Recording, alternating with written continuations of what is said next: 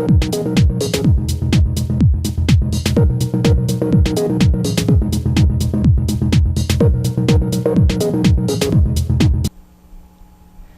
to Viking Views. I'm Jessica Gates. The homecoming torch that ran from Graceland University to Missouri Valley College was taken outside of Burns Gym where it would ignite some hot acts. Here is Jake Coleman on the event. As the final leg of the homecoming torch runners reached Marshall, fans waited to greet them at the mountain of wood outside of the Burns Gymnasium. At the beginning of the ceremony, head football coach Paul Troth amped up the crowd as he talked about this year's team. Missouri Valley professor Ken Kujawa then introduced the performers of the night. The Polynesian women started the night off with a dance that left many in a daze.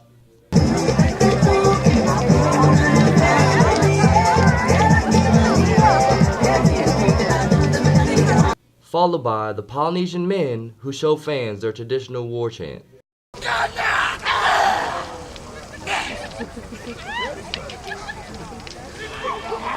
After the Polynesians, the fire dancer came to awe the crowd with his hot act.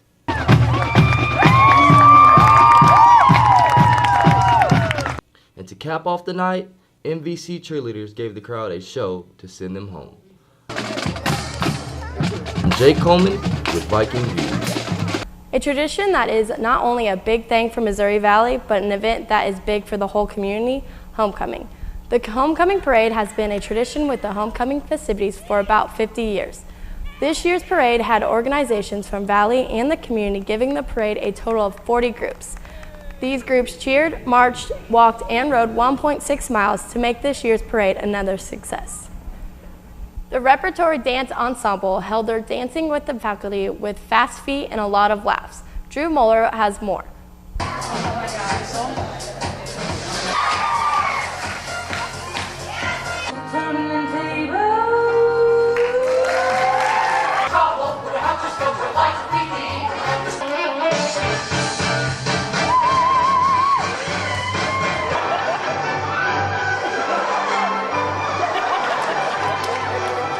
Reggie Singletary, Tiffany Bergman, Chad Lance move on to the finals and will perform two different styles of dancing. The Repertory Dance Ensemble put on a performance for the crowd. The finals of Dancing with the Faculty will be November 1st in the Eccleston Mabee Theater. October 20th, the Missouri Valley College Jazz Band played in the Eccleston Mabee Theater for students, faculty, and their parents.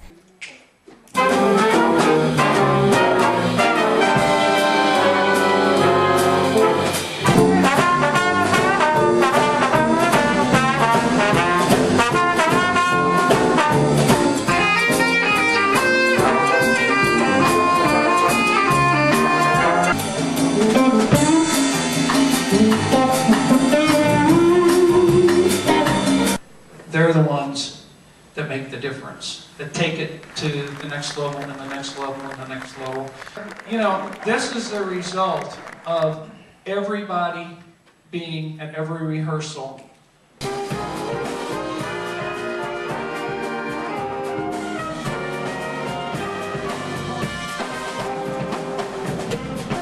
If you missed the last concert, you can still check them on November 8th at the high school or at the Jazz Festival on January 18th and Jazz Concert in April. Don't miss it.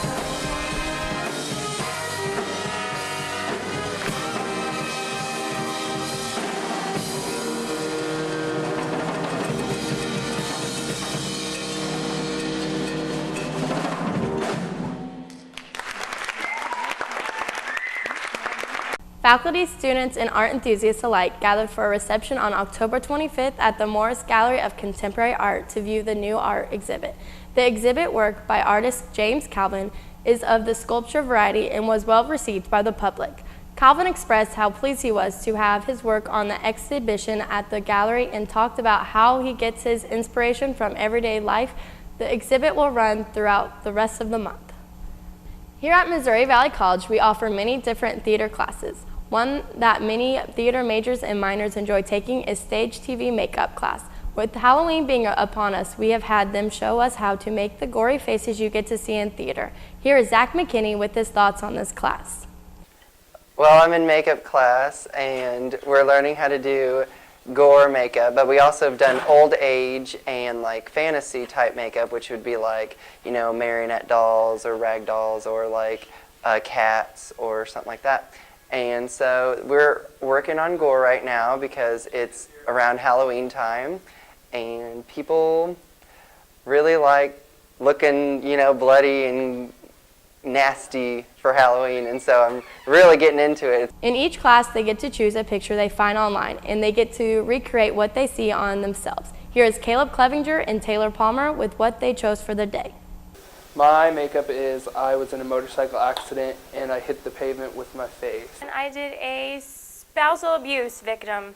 It's usually what happens, broken nose, eyes. This class will help you start looking like a top model or even like a movie monster. For anyone interested in learning how to transform simple makeup into art, this class is a 3-credit-hour class and is only offered in the fall semesters.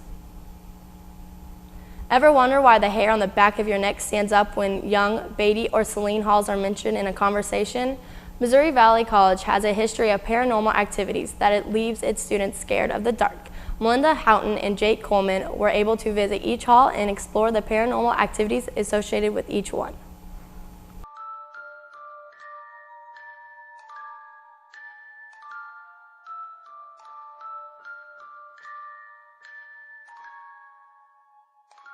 Very strange things. Electrical appliances starting up when they're not plugged in, radios playing and not refusing to be shut off, windows slamming, weird breezes.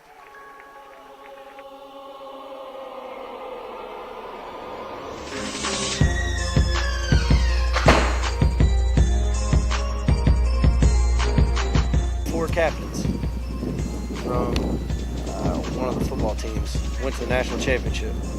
They came back after the loss and they hung themselves on the fourth floor of Young. So legend has it that they haunt that place up there.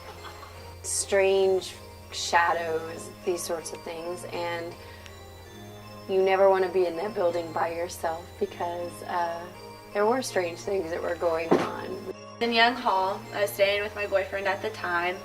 We were both sleeping, and randomly at, I think it was 2:30 in the morning, his iPod player just started randomly playing that had my phone on it, like music that I had playing throughout the day, and it woke me up. I started freaking out, trying to figure out how to turn it off, wouldn't turn off, and then finally I just like left it alone and it shut off on its own. It happened about 2 to 3 different times whenever I was staying over there.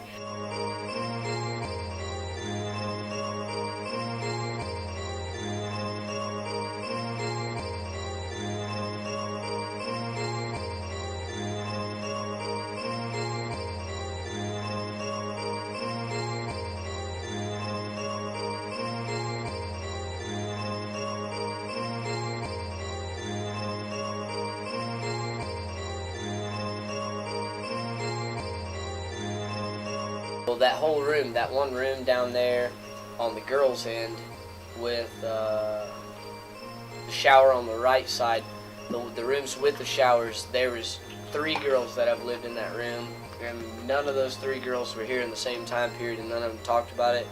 But Jill Adamance was the first girl that lived in there, and she led the Bible study out here on Wednesday nights. So I wouldn't imagine her just the kind of person to make up some kind of little story about it. I don't know, but she said that she was sitting there one night doing homework, and she looked up like in the corner of the room, and like there was just dark, like something dark in the corner. And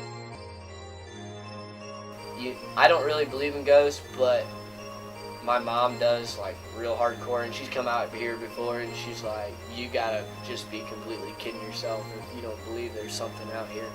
And like, I don't not believe it, but I don't think there's anything like, I would say evil. I don't think there's anything evil out here.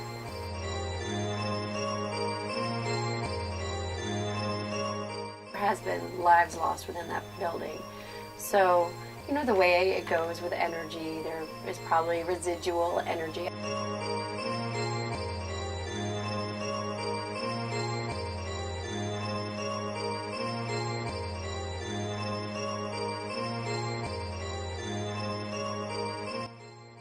What makes the dark so terrifying?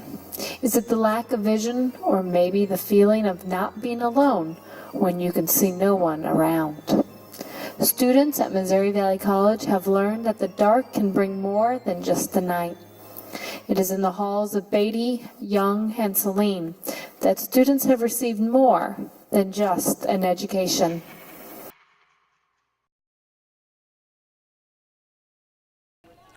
The Lady Vikings volleyball team has been battling for months against bitter division rivals, and the time has now come. Our ladies play their final regular season game Tuesday at Culver Stockton and will begin the playoffs this Saturday. Although a team game, senior Camille Wren from Pasoga Springs, Colorado, is a key player in the Vikings attack. Camille has played in over 170 games in her 2 seasons at Valley and has brought tons of excitement to the court. I was able to catch up with her about her team's success this season.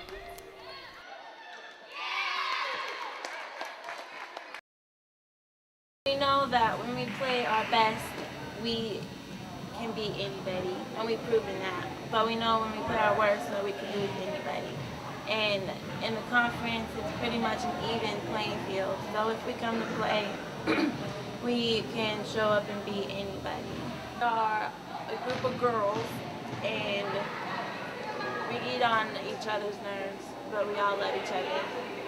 And at the end of the day, after we all are done fighting and stuff on the court, we come together as a family again.